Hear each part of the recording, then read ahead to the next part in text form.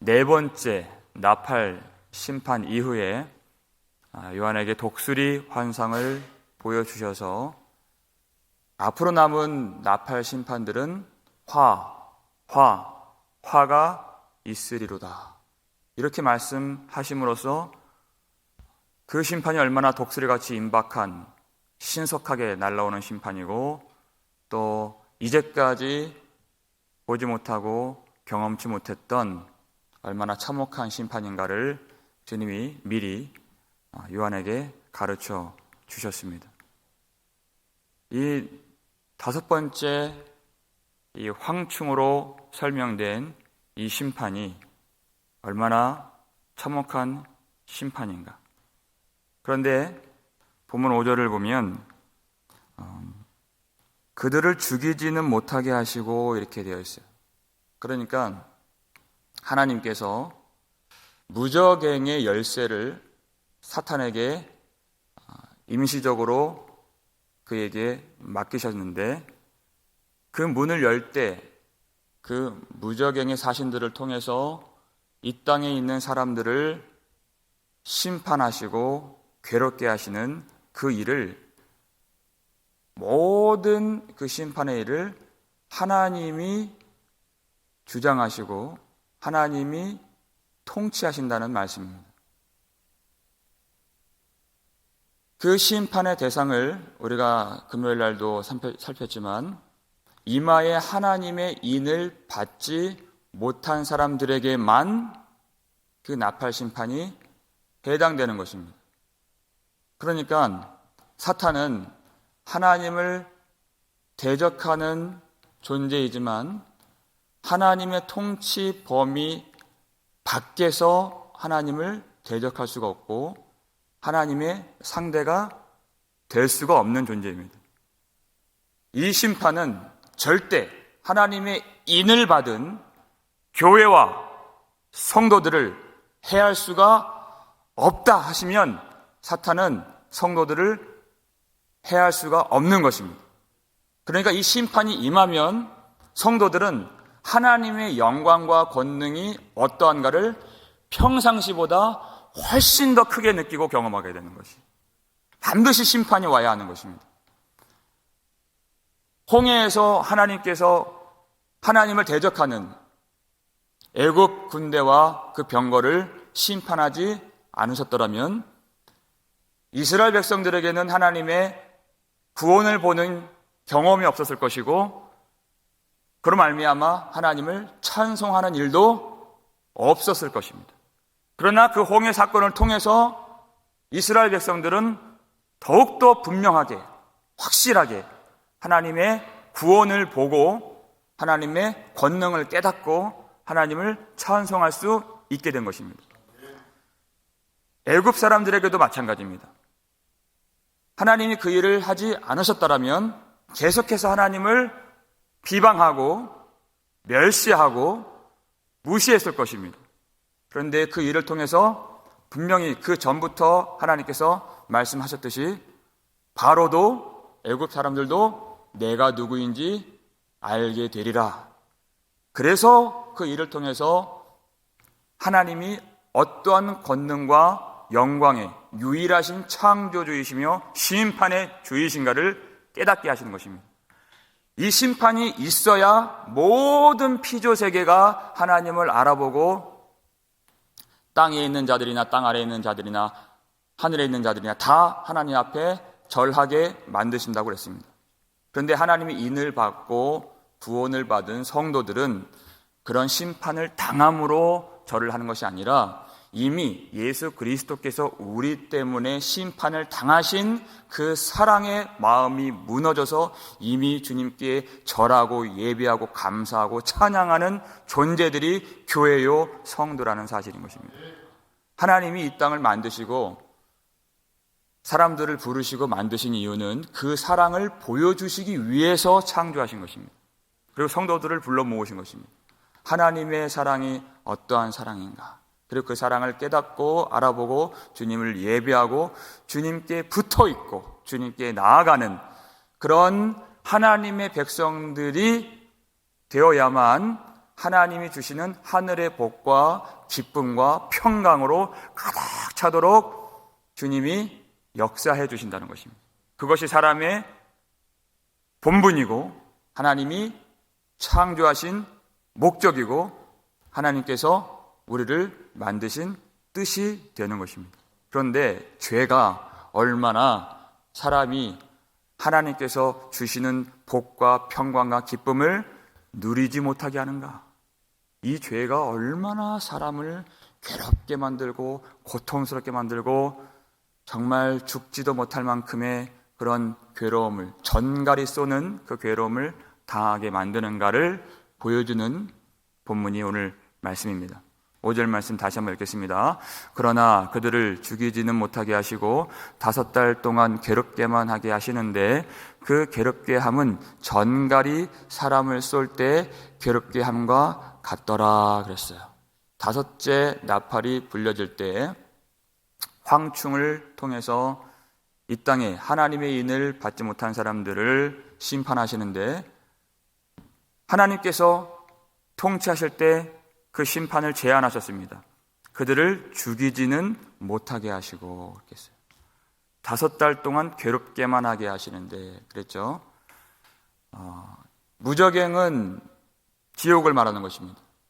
음부와 수오를 말하는 것입니다. 거기서 이 지옥의 사자들이 나와서 이 땅에 하나님께서 제안하신 그 범위 안에서 심판을 행하는데 황충은 그저 어떤 곤충이나 벌레를 말하는 것이 아니라 이미 우리가 요엘서에서 살폈듯이 하나님께서 범죄한 백성들을 심판하는 심판의 도구들이다. 요엘서에서는 바벨론 그 무서운 군대를 황충이라 표현을 했죠. 요엘서 2장 11절을 먼저 함께 읽겠습니다. 여호와께서 그의 군대 앞에서 소리를 지르시고 그의 진영은 심히 크고 그의 명령을 행하는 자는 강하니 여호와의 날이 크고 심히 두렵도다. 당할 자가 누구이랴 그랬어요. 요엘서 2장 1절에서는 나팔 소리가 울려서 그 심판이 임박했다는 것을 이미 경고해 주셨습니다. 하나님의 뜻을 버리고 목적이 무엇인지 깨닫지 못하고 자기 마음대로 살고 있었던 그 백성들에게 하나님께서 심판을 행하실 때 황충들을 불러와서 그들을 벌하시는데 도무지 당할 자가 없는 그 날은 여호와의 날, 심판의 날, 크고 심히 두려운 날이 된다는 것입니다. 그런데 오늘 나팔 심판을 보면 그것을 5달 동안 괴롭게만 하고 죽이지는 못하게 하셨다. 이런 말씀이 나옵니다. 하나님의 뜻은 그들을 죽이는 데 있는 것이 아닙니다. 하나님의 가장 큰 권능은 그들을 심판하고 그들을 죽이는 권능이 아니라 하나님은 마지막 순간에까지라도 그들이 돌이켜서 하나님을 깨닫고 하나님의 구원을 받는 것이 하나님의 가장 큰 뜻인 것을 알라는 것입니다. 마지막까지 하나님께서 회개의 기회를 주시고 그 고통을 통해서라도 하나님을 깨닫고 돌아올 수 있는 그 문을 열어주시는 것입니다. 하나님은 진노 중에라도 긍휼을 베푸시는 하나님이십니다. 우리가 그 하나님을 믿어야 됩니다. 하박국 3장 2절 말씀입니다. 읽겠습니다. 여호와여 내가 주께 대한 소문을 듣고 놀랐나이다. 여호와여 주는 주의 일을 이 수년 내에 부흥하게 하옵소서. 이 수년 내에 나타내시옵소서. 진노 중에라도 긍휼을 잊지 마옵소서. 아멘. 했어요. 하박국이 너무나도 하나님의 말씀을 듣고 놀란 사실이 있습니다. 하나님이 택함받은 이스라엘 백성들을 심판하시겠다는 그 소식을 들은 것입니다. 그런데 더 놀라운 것은 그 부정하고 그 더러운 구원받을 수 없는 이방인들을 통해서 선민들을 심판하신다는 소식이 얼마나 충격적인 소식인지 모릅니다. 그런데 하나님이 그렇게 절규하고 이해하지 못하는 하박국에게 말씀하신 것이 하박국 2장 4절을 보면은 그의 마음이 교만하여 정직하지 아니하니 그렇게 말씀하신 거예요. 너희들은 너희가 믿음이 있는 줄 알았구나. 정직한 줄 알았구나. 근데 그의 마음이 교만하여서 하나님을 떠났다고 말씀하신 것입니다. 그러나 의인은 그의 믿음으로 말미암아 살리라. 그렇게 말씀해 주신 것이에요. 살 수 있는 길은 그 믿음으로 말미암아 살리라. 그래서 그 갈대아 사람들을 통해서 바벨론 군대를 통해서 그의 믿음 있는 자를 그 속에서 찾아내시겠다는 것입니다. 그것을 하박국이 듣고 깨닫게 된 것이에요. 그러니까 하나님 그 일을 수년 내에 속히 이루어 주옵소서. 그 심판을 받아들이겠다는 것입니다. 그것을 부응하게 하옵소서라고 표현을 한 것이에요. 그 심판을 통해서라도 그 속에 있는 믿음이 있는 하나님의 백성들을 찾아내 주시고 그 속에 있는 하나님의 기름 부음 받은 인침 받은 백성들이 주님을 섬기고 예배할 수 있도록 그 일을 하나님이 수년 내에 속히 행해 주시옵소서.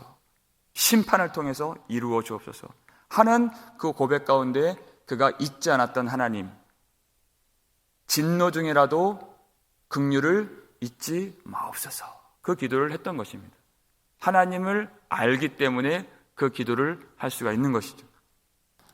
이 마지막에 하나님이 이 나팔 심판을 통해서라도 하나님은 죽이는 것이 목적이 아니라 죽이는 것, 멸하는 것을 기뻐하시는 하나님이 아니시라 그 진노 중이라도 그 중에서 자신의 죄를 깨닫고 은혜를 구하고 하나님의 사랑, 예수 그리스도의 은혜를 그들이 부여잡고 나오기를 원하시는 하나님이신 것을 우리가 알아야 한다는 것입니다.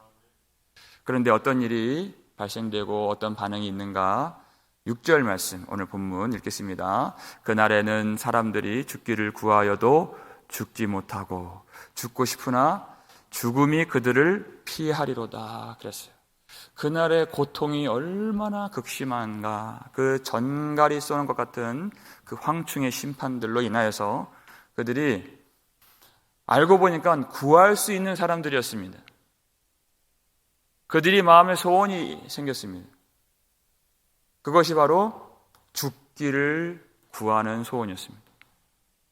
진노 중에라도 긍휼을 베푸시는 하나님을 알았더라면 아마 긍휼을 구했을 것입니다. 그런데 무지하고 하나님을 모르는 사람들은 죽는 것밖에 구하지 못한다는 것입니다. 얼마나 비참합니까? 하나님이 고통을 주실 때가 있어요. 그런데 성경을 보면 신실하고 의롭고 정직하고 악에서 떠난 사람들도 고통을 받을 때가 있습니다. 대표적으로 욥이죠. 그 고통은 예수 그리스도의 고통을 보여주는 고통이기 때문에 성도들에게도 고통이 있습니다. 그런데 많은 순간 하나님이 고통을 주실 때 그 이유는 하나님께로 돌이켜 세우시기 위해서 고통을 주십니다. 시편 107편 11절, 12절, 13절입니다. 읽겠습니다. 하나님의 말씀을 거역하며 지존자의 뜻을 멸시함이라.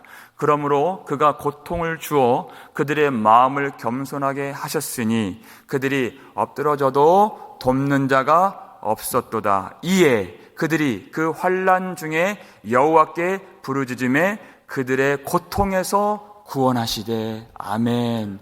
우리 대부분의 사람들이 이 말씀 안에서 구원을 받은 것이, 하나님의 말씀을 우리가 어떻게 깨달았나요?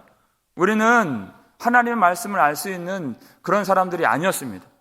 그렇게 아무것도 모르는 노새처럼 나귀처럼 자기 고집 부리고 살다가 하나님께서 그렇게 인자하고 부드러운 말씀으로 복음으로 깨닫고 가르쳐 주셨을 때 알지 못했던 우리이기에 하나님이 고통을 보내서 거역하는 자들에게 그 고통을 보내서 그제서야 아무도 자기를 돕는 자가 이 땅에는 없는 것을 깨닫고 오직 하늘에 계신 하나님만이 나의 도움이 되시고 나의 생명이 되시고 나의 구주가 되신다는 것을 고통 가운데 깨닫고 주님을 부르짖고 주님 나를 도와주시옵소서.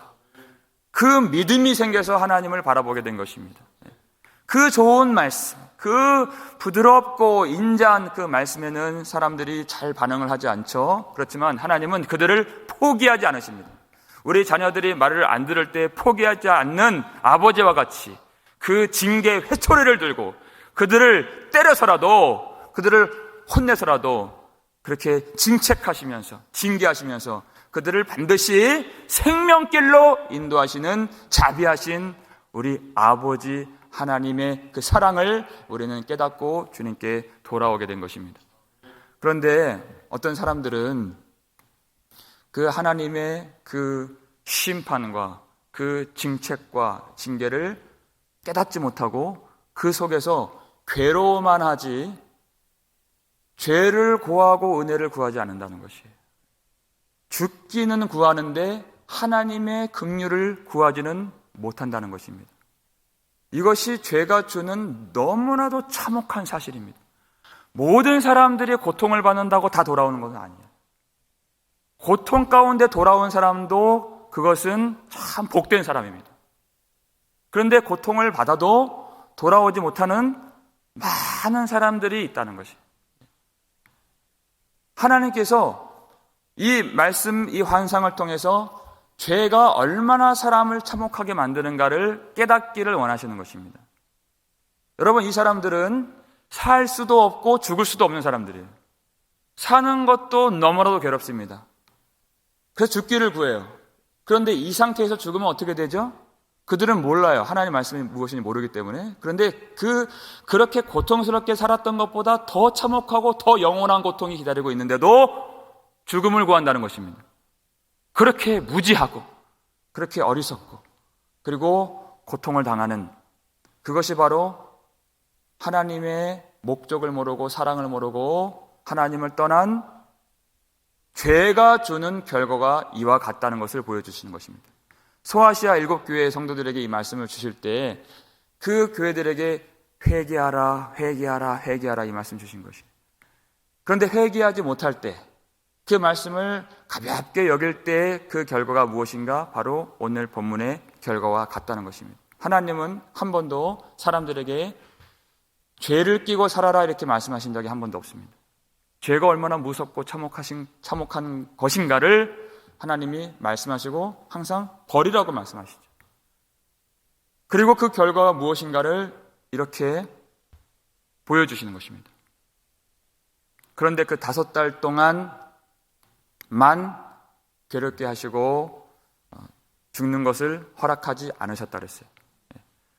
성경에서 5이라고 나오는 그 숫자는 항상 적다라는 의미를 갖고 있는 숫자입니다. 골리앗 앞에 나가서 그렇게 달려가서 싸움을 했던 다윗이 시냇가에서 돌 5개를 자기 주머니에 담고 나아갔죠. 그것은 많지 않은 숫자를 의미하는 것입니다. 이스라엘 백성 5이 이방인 100을 쫓아낸다고 말씀하셨습니다.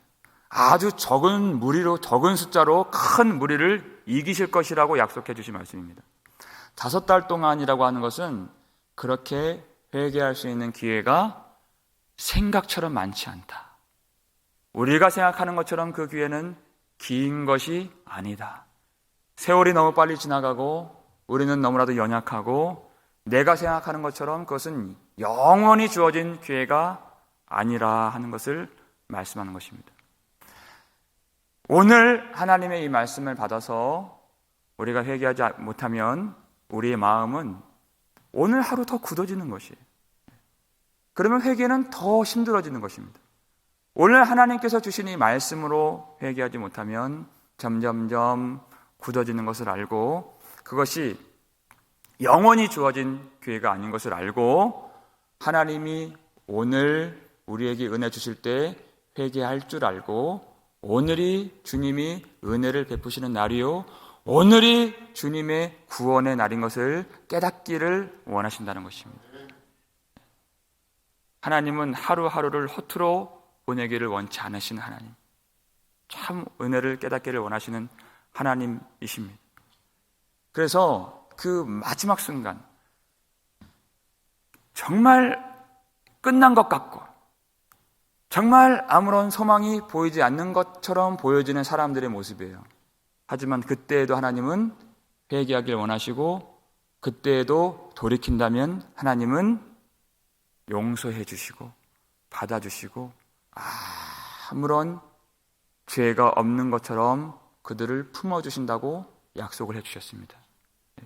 그 말씀이 요엘서에도 나오죠. 요엘서 우리 마지막으로 그 말씀 2장 12절 13절 말씀 함께 읽겠습니다. 여호와의 말씀에 너희는 이제라도 금식하고 울며 애통하고 마음을 다하여 내게로 돌아오라 하셨나니 너희는 옷을 찢지 말고 마음을 찢고 너희 하나님 여호와께로 돌아올지어다. 그는 은혜로우시며 자비로우시며 노하기를 더디하시며 인애가 크시사 뜻을 돌이켜 재앙을 내리지 아니하시나니. 아멘. 바로 하나님의 마음이 이와 같습니다. 너희는 이제라도 늦었다고 생각하는 이제라도 다 끝났고 나 같은 사람이 어떻게 회개할 수 있는가? 아니에요. 이제라도 그 마지막 순간이라도 금식하고 울며 애통하고 마음을 다하여 내게로 돌아오라. 이것이 하나님의 마음입니다. 그러면 그 늦었다고 생각하는 그 사람의 회개까지도 주님이 받아주시고, 하나님이 어떠한 분이십니까? 은혜로우시며 자비로우시며 노하기를 더디하시며 인애가 크시사 뜻을 돌이켜 재앙을 내리지 아니하시는 사랑의 하나님, 긍휼의 아버지를 만날 수 있다는 것이에요. 그러니까 이스라엘 백성들은 슬프면 옷을 찢는 그런 습관들이 있었는데, 그런데 참으로 회개할 때는 옷을 찢지 말고 마음을 찢으라 하셨습니다. 가슴을 치라 하셨습니다. 왜냐하면 왜 그렇게 마음 가운데 하나님의 말씀이 들어가지 않는가? 세상의 그 헛된 것들은 다 마음에 품고 사는데 그것은 나를 죽이는 것이요, 나를 이렇게 결국은 고통스럽게 만드는 세상의 정욕이요, 죄악들을 그렇게 주인 삼고 마음에 좋게 여기고 품는 이 마음이기 때문에 이 마음을 찢어내면서 하나님 앞에 울며 금식하며 가슴을 치며 하나님께 돌아오라고 하는 것입니다. 하나님, 제 마음이 이렇습니다.